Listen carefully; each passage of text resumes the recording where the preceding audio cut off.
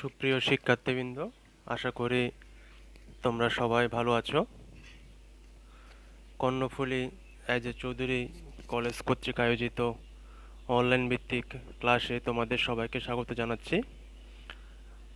আমরা রসায়ন দ্বিতীয় পত্রের প্রথম অধ্যায় পরিবেশ রসায়ন নিয়ে আলোচনা করছিলাম। আজকে আমাদের 11তম লেকচার। তোমাদের সাথে আছে আমি অনুপম দাশগুপ্ত, প্রভাষক, রসায়ন বিভাগ, কর্ণফুলী চৌধুরী কলেজ। আজকে আমাদের আলোচ্য বিষয় হচ্ছে গ্রাহামের ব্যাপন সূত্র নিয়ে, আর ব্যাপনের সাথে আণবিক সম্পর্ক হিসাব নিয়ে আলোচনা করব। সুপ্রিয় শিক্ষার্থীবৃন্দ, গ্রাহামের ব্যাপন সূত্র ও এর কিছু গাণিতিক সমস্যার সমাধান করব আজকে আমরা। গ্রাহামের ব্যাপন সূত্রে যাওয়ার পূর্বে আমরা ব্যাপন নিয়ে কিছু আলোচনা করব। যদিও তোমরা নিম্নতর ক্লাসে ব্যাপন নিয়ে বিস্তারিত জেনেছো, তবু আমরা একটু জিনিসটা রিভিউ করব যাতে তোমাদের বুঝতে সুবিধা হয়। সেই জন্য এখানে দেখো একটা ব্যাপনের চিত্র দেওয়া হয়েছে। প্রথম চিত্রটাতে দেখো উচ্চ ঘনত্বের কিছু এখানে জিনিস আছে, সেখান থেকে লাল লাল ডট ডট করে দেওয়া জিনিসগুলো যখন আমরা অন্য পাত্রে গেছে তখন কীভাবে ছিল, এখানে ছড়িয়ে ছিটিয়ে গেছে। তাহলে এর সংজ্ঞাটা দেখো কি, একই তাপমাত্রা চাপে কোনো পদার্থের উচ্চ ঘনত্বের অঞ্চল থেকে নিম্ন ঘনত্বের অঞ্চলে বিস্তার লাভ করা প্রক্রিয়াকে ব্যাপন বলে। অর্থাৎ উচ্চ ঘনত্বের অঞ্চল থেকে এখানে এটা জিনিসটা খুব সংকুচিত অবস্থায় ছিল, যখন সে নিম্ন ঘনত্বের অঞ্চলে গেছে তখন সে কী হয়ে গেছে, চারিদিকে ছড়িয়ে ছিটিয়ে পড়েছে। জিনিসটাকে আমরা যদি একটু প্র্যাকটিক্যালি চিন্তা করি, তখন আমরা কি করব, যদি মনে করো কি কেউ একজন রুমে একটা পারফিউম দিয়েছে, হ্যাঁ, তাহলে কিছুক্ষণ পর দেখবে ওই পারফিউমটা ওই ওই রুম থেকে আস্তে আস্তে বেরিয়ে অন্য রুমে ছড়িয়ে পড়েছে। তাইলে কেন পারফিউমটা দিয়েছে হচ্ছে একটা রুমে, সেটা অন্য রুমে কীভাবে আসলো? তাহলে ওইখান থেকে জিনিসটা ছড়িয়ে কোথায় এসেছে, অন্য একটা রুমে ছড়িয়ে এসে, অর্থাৎ উচ্চ ঘনত্বের অঞ্চল থেকে সেটা আস্তে আস্তে নিম্ন ঘনত্বের অঞ্চলে ছড়িয়ে পড়েছে। এই জিনিসটা হচ্ছে কি ব্যাপন। আমরা যদি আরও বিস্তারিতভাবে চিন্তা করি, আমাদের বাসায় যখন রান্নাঘরে কোনো ভালো রান্না হয়, তখন ফ্লেভারটা কী হয়, রান্নাঘর থেকে অন্য রুমে ছড়িয়ে পড়ে। তাহলে কি, অর্থাৎ সেটা উচ্চ ঘনত্বের অঞ্চল থেকে আস্তে আস্তে কোথায় ছড়িয়ে পড়ছে, নিম্ন ঘনত্বের অঞ্চলে ছড়িয়ে পড়ছে, ছড়িয়ে ছিটিয়ে পড়ছে, যে কারণে আমরা ওই ফ্লেভারটা পেয়ে থাকি। এই জিনিসটাকে হচ্ছে কি ব্যাপন। তাহলে রসায়নের ভাষায় ব্যাপন হচ্ছে কি উচ্চ ঘনত্বের অঞ্চল থেকে নিম্ন ঘনত্বের অঞ্চলে বিস্তার লাভ প্রক্রিয়া, এটা হচ্ছে ব্যাপন। এবার আসো নিঃসরণ। আমরা যখন পরীক্ষায় ব্যাপন এবং নিঃসরণের মধ্যে প্রশ্ন আসে, তখন আমরা ব্যাপন এবং নিঃসরণের দুটো জিনিস একসাথে আমরা গুলিয়ে ফেলি। তাইলে আমরা আজকে দেখতে হবে কি ব্যাপন কী জিনিস এবং নিঃসরণ কী জিনিস। এখানে দেখো নিঃসরণের একটা সংজ্ঞা দেখো, সরু ছিদ্র পথে কোনো গ্যাস অণুসমূহের উচ্চ চাপের স্থান থেকে নিম্ন চাপের স্থানের দিকে সজোরে বেরিয়ে আসা প্রক্রিয়াকে বলা হয় কি নিঃসরণ। যেমন দেখো একটা বেলুনকে ফু দিয়ে ফুলাই, এবার বেলুনের গায়ে এক টুকরা স্কচ টেপ লাগিয়ে দিই। এখন একটা আলপিন দিয়ে যদি আমি স্কচ টেপের উপর দিয়ে বেলুনটাকে ছিদ্র করি, তাহলে বেলুনের ভিতরে সমস্ত বাতাস ছিদ্রপথ দিয়ে সজোরে বেরিয়ে এসে বেলুনটি চুপসে গেল। তাহলে জিনিসটা হচ্ছে কি, বেলুনের ভেতরে বাতাসের চাপ বেশি ছিল এবং বেলুনের বাইরে বাতাসের চাপ ছিল কি কম। তাই উচ্চ চাপের প্রভাবে ছিদ্রপথে পাওয়ার সাথে সাথে বেলুনের বাতাস নিম্ন চাপের স্থানের দিকে ধাবিত হয়েছে। এটি হচ্ছে মূলত নিঃসরণ। সুপ্রিয় শিক্ষার্থীবৃন্দ, আজকে আমরা ব্যাপন এবং নিঃসরণ কি দুইটা জিনিসের মধ্যে স্পেসিফিকভাবে আলোচনা করেছি। আশা করি তোমাদের এই দুটা জিনিস আলাদা আলাদাভাবে ডিফাইন করতে সুবিধা হবে। তোমরা জিনিসগুলো খাতায় তুলে নিবে স্লাইড থেকে। তাহলে আমরা এবার মূল পর্বে আসি, গ্রাহামের ব্যাপন সূত্র।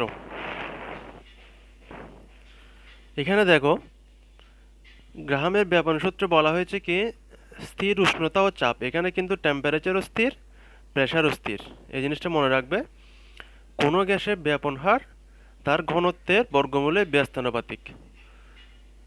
তাইলে আমরা সংজ্ঞাটা দেখলাম, এবার একটা আমরা গাণিতিক এক্সপ্লেনেশনে দেখি, তাইলে আমরা জিনিসটা আরও ক্লিয়ার হবে।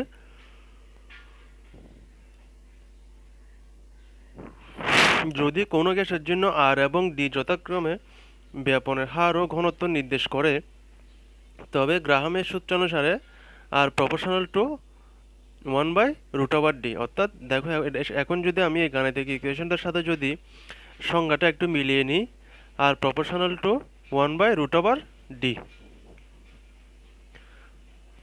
অর্থাৎ ব্যাপন হার রেট বোঝাচ্ছে এখানে, রেট প্রপোর্শনাল টু 1/√ডেন্সিটি, অর্থাৎ ঘনত্বের বর্গমূলের ব্যস্তানুপাতিক। আর ব্যাপন হার এগুলোটিকে সময় ডিভাইডেড বাই ব্যাপিত হওয়ার গ্যাসের পরিমাণ ডিভাইডেড বাই ব্যাপিত হওয়ার সময়। তাহলে আমরা এখন সহজ ক্যালকুলেশনে যাচ্ছি। এখানে আমরা যদি প্রপোর্শনাল চিহ্নটা উঠিয়ে দিই, তাহলে আমরা একটা পাচ্ছি কি কনস্ট্যান্ট পাচ্ছি, R is equal to K into 1/√ডি।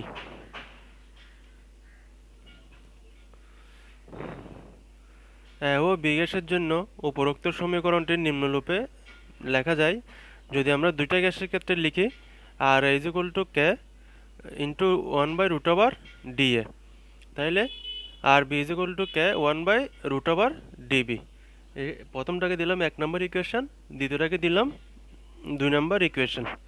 তাইলে এক সমীকরণকে 2 সমীকরণ দ্বারা যদি আমরা ভাগ দিয়ে দিই, তাইলে আমরা পাচ্ছি কি কনস্ট্যান্ট কনস্ট্যান্ট তো কে কে কাটা যাবে, আর হবে R B is equal two √ডিবি/ডি। এখানে কিন্তু দুইটা গ্যাসের ক্ষেত্রে ব্যাপন সূত্রটা দেখানো হয়েছে। এই সূত্রটা যেটা রেড কালার করে দেওয়া আছে, এটার মানে হচ্ছে কি এই জিনিসটা কি এই সূত্রটা ম্যাথমেটিক্যাল টার্মস সলভ করার ক্ষেত্রে তোমাকে এই সূত্রগুলো লাগবে।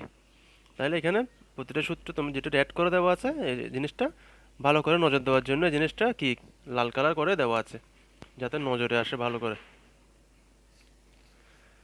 ব্যাপনের সাথে আণবিক সম্পর্ক, তাহলে দেখো আর প্রপোর্শনাল টু 1/√ডি, এই সূত্রটা এখন আমরা আগের নিয়মে আর ইজ ইকুয়াল টু কে 1/√ডি, তার ঘনত্ব ইজ ইকুয়াল টু আমরা পাচ্ছি কি ভর বাই আয়তন। তাহলে গ্যাসের ঘনত্ব হচ্ছে কি গ্যাসটির আণবিক ভর ডিভাইডেড বাই গ্যাস কর্তৃক দখলকৃত আয়তন।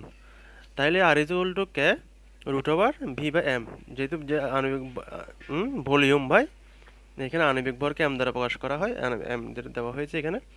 তাহলে আমরা এখন দুটি গ্যাসের ক্ষেত্রে কল্পনা করব ইকুয়েশনটা, আর ইজ ইকুয়াল টু কে √ভি/এম এ। এখানে বি এ হলো না কেন, কারণ হচ্ছে আয়তনটা হচ্ছে কি এখানে সব জায়গার ক্ষেত্রে সেম, দুইটা গ্যাসের ক্ষেত্রে, সেই জন্য এটা কনস্ট্যান্ট রাখা হয়েছে। এক গ্যাসের ক্ষেত্রে M A, R B is equal to K √ভি/এম বি, এখানে হচ্ছে 2 নম্বর ইকুয়েশন দেওয়া হয়েছে। এখন আমরা যদি ইকুয়েশনটাকে আর ভাগ করি, তাহলে আমরা পাচ্ছি কি R A by R B is equal to √এম বি/এম এ। এটা পেলাম ইকুয়েশনটা, এই ইকুয়েশনটা। তাহলে আমরা জিনিসটা পাচ্ছি কি আর প্রপোর্শনাল টু 1/√এম।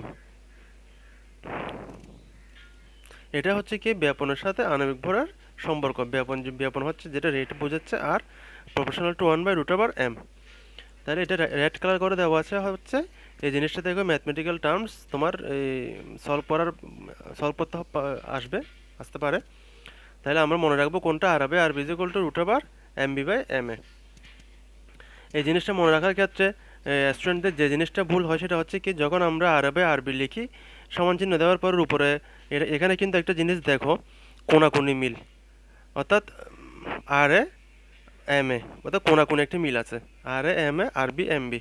আমরা কিন্তু পরীক্ষা হলে ম্যাক্সিমাম লিখে ফেলি কি আর এ এদিকে লিখে এম এ ডিভাইড/এম বি, সেই জিনিসটা ভুল করা যাবে না। তোমাদের সবসময় যদি মনে রাখার ক্ষেত্রে যেটা মনে রাখতে হবে, পরীক্ষা হলে তো তুমি ম্যাথ করার সময় আর এত ইলাবোরেশন করা আসতে পারবে না, সেই জন্য জিনিসটা মনে রাখতে হবে। সেই জন্য কোনাকুনি মিলটা মনে রাখবে, R A M A R B M B. কোনোভাবে উপরে R A M A R B M B এভাবে লেখা যাবে না। এই জিনিসটা একটু দেখবে তোমরা, যেটা সবাই ভুল করে স্টুডেন্টরা।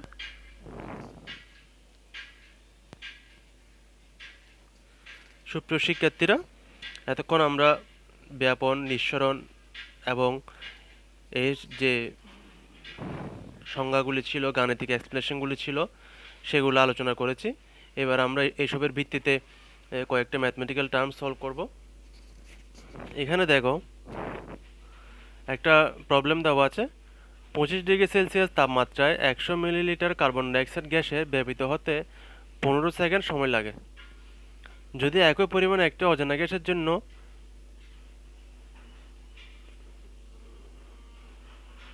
সরি এখানে একটা ভুল দেওয়া হয়েছে, এখানে হচ্ছে কি যে 15টা হবে, এখানে 19 হবে আর নিচেরটা হবে 15। তোমরা একটু জিনিসটা ইয়ে করে লিখবে। 19 সেকেন্ড সময় লাগে যদি একই পরিমাণ একটা অজানা গ্যাসের জন্য 15 সেকেন্ড সময় লাগে, তবে অজানা গ্যাসটির আণবিক ভর বের করো এখানে। তাইলে যখন কার্বন ডাইঅক্সাইড ওটার জন্য আমরা লিখলাম হচ্ছে কি 15 সেকেন্ড, এবং কার্বন ডাইঅক্সাইড হচ্ছে 44, এখানে 44, আর হচ্ছে কি যেটা হচ্ছে 19 সেকেন্ড লিখলাম। আর যেটা আমাদের অজানা আণবিক ভরটা বের করতে হবে mx, আর এখানে হচ্ছে কি ভলিউম কিন্তু সব জায়গায় সমান, বি কার্বন ডাইঅক্সাইড হচ্ছে কি 100 মিলিলিটার। তাইলে আমরা এখানে পাচ্ছি কি যেটা আণবিক ভর সংক্রান্ত ক্যালকুলেশন আসবে আমাদের, যেটা হচ্ছে আমরা ব্যাপনের সাথে আণবিক ভর যে সম্পর্কটা পড়েছিলাম সেটার সাথে এখানে মিলিয়ে দিতে হবে। তাহলে যেখানে আমরা কার্বন ডাইঅক্সাইড দেওয়া আছে সেটা কার্বন ডাইঅক্সাইড লিখলাম, আর কার্বন ডাইঅক্সাইড আর হচ্ছে যেটা অজানা সেটা আমাদের জানা নেই, সেটা এখানে RX লিখলাম। আর আমাদের সবসময় বলেছিলাম কি কোনাকুনি মিল থাকবে, তাহলে উপরে থাকবে mx, নিচে থাকবে m কার্বন ডাইঅক্সাইড। তাইলে যেহেতু আমাদের রেট হচ্ছে ভলিউম বাই সময়, তাহলে আমরা V carbon dioxide by T carbon dioxide আর হচ্ছে কি ভিএক্স বাই টিএক্স দিয়ে নিলাম। তা mx by m carbon dioxide মানে হচ্ছে কি যেটার আণবিক ভর, কার্বন ডাইঅক্সাইড আণবিক ভর হচ্ছে কি 44 লিখে ফেললাম আমরা। এখন জিনিসটা সলভ করার পর আমরা পাচ্ছি কি TX by T carbon dioxide root over mx by 44। তাহলে এখন টিএক্স হচ্ছে কত 19 আর টি কার্বন ডাইঅক্সাইড হচ্ছে কত 15। তাহলে লিখে ফেললাম mx root over mx by 44।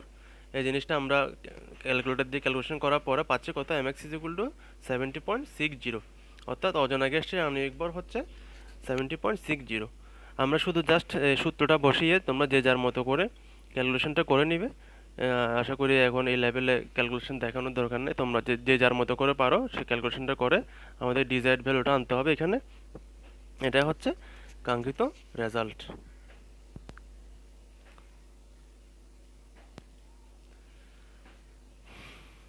এবার দেখো আরেকটা ম্যাথমেটিক্যাল ক্যালকুলেশন দেখো, স্থির উষ্ণতায় গ্যাসের ঘনত্বের উপর চাপের প্রভাব। অর্থাৎ আমরা যদি জিনিসটা এভাবে কল্পনা করি d1/p1 d2/p2, যদি আমরা এটাকে অ্যাসেম্বলি করে লিখি d1/d2 is equal two p1/p2। এখানে একটা জিনিস সবসময় খেয়াল রাখবে, এখানে জিনিসগুলো হচ্ছে কি কোনাকুনি মিল হবে, অর্থাৎ d2 d1 p2 d2 p1 এভাবে। তাহলে দেখো খুবই ইজি একটা ম্যাথ। 273 কেলভিন তাপমাত্রায় এবং 100 কিলোপ্যাসকেল চাপে নাইট্রোজেন গ্যাসের ঘনত্ব হচ্ছে কত 1.4 গ্রাম পার লিটার। ওই তাপমাত্রায় এবং দ্বিগুণ চাপে গ্যাসটির ঘনত্ব কত? দেওয়া আছে চাপ P1 ইজ ইকুয়াল টু 100 কিলোপ্যাসকেল এবং নাইট্রোজেন গ্যাসের ঘনত্ব D1 হচ্ছে কত 1.4 গ্রাম পার লিটার। এরপরে দ্বিগুণ চাপ, অর্থাৎ প্রেসার যদি পূর্বে প্রেসার যদি থাকে 100 কিলোপ্যাসকেল, তাহলে আমাদের এটা ডাবল হবে 2 ইন্টু 100 কিলোপ্যাসকেল লিখে ফেললাম। দ্বিতীয় গ্যাসটির ঘনত্ব D2 বের করতে হবে। তাইলে d1/p1 is equal two p1/d1 is equal two p2/d2, যে যেভাবে মনে রাখতে পারো d1/p1 d2/p2 যে যেভাবে সুবিধা সেভাবে। তোমরা চাইলে ম্যাথমেটিক্যাল ট্রান্সফার সলভ করার ক্ষেত্রে এখানে ইউনিটটা বসিয়েও করতে পারো, আবার ইউনিটটা লাস্টে নিতে পারো, যেমন ঘনত্ব ইজ ইকুয়াল টু যেটা। তাহলে আমরা এখন ভ্যালুগুলো এখানে পুট করব। d1 হচ্ছে কত 1.4, p2 হচ্ছে 200 আর নিচে p1 হচ্ছে কি 100। এখন আমরা কাটাকাটি করার পরে পাচ্ছি কত 2.8 গ্রাম পার লিটার। এটা হচ্ছে কি আমাদের যেটা গ্যাসের ঘনত্ব সেটা আমরা পেয়ে গেলাম। এটাই হচ্ছে কি আমাদের desired answer.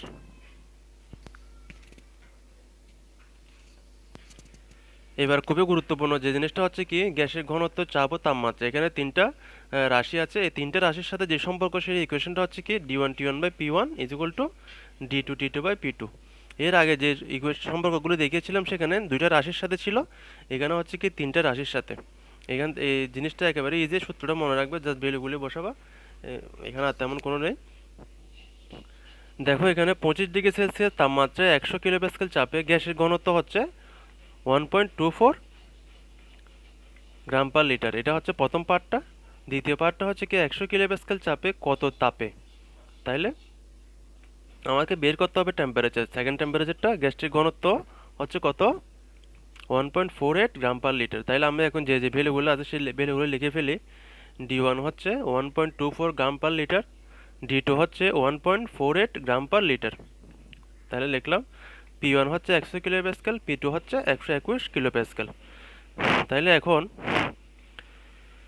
D1 T1 by P1 is equal to D2 P2 by D2 T2 by P2।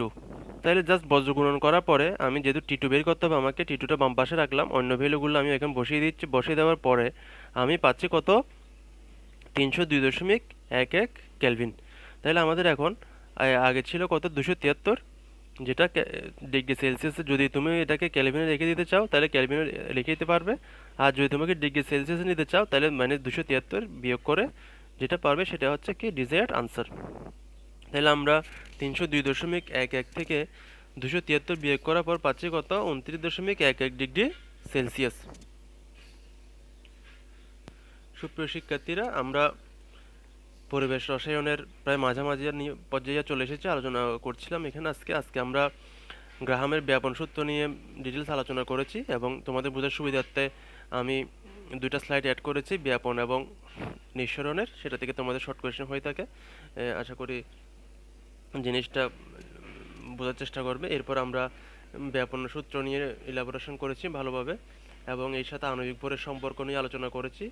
এইসবের উপরে যে ম্যাথমেটিক্যাল টার্মগুলো আছে, এখান থেকে কয়েকটা, প্রতিটা ইকুয়েশন থেকে একটা একটা করে ম্যাথমেটিক্যাল টার্মস আমি দেখিয়েছি তোমাদের বোঝার সুবিধার্থে। আশা করি তোমরা ক্লাসটা মনোযোগ সহকারে দেখো, এবং এগুলো যদি ম্যাথগুলো খাতায় উঠিয়ে নাও, আশা করি তোমরা জিনিসগুলো বুঝতে পারবে। এরপরও যদি তোমাদের কোনো সমস্যা থেকে থাকে অবশ্যই আমাকে জানাবে জিনিসটা কিভাবে সলভ করা যায়, কীভাবে করলে ভালো হবে তোমাদের বুঝতে। আশা করি আমি চেষ্টা করব। আজকের ক্লাসটা এ পর্যন্তই। তোমরা সবাই ভালো থাকবে। সবাইকে অসংখ্য ধন্যবাদ।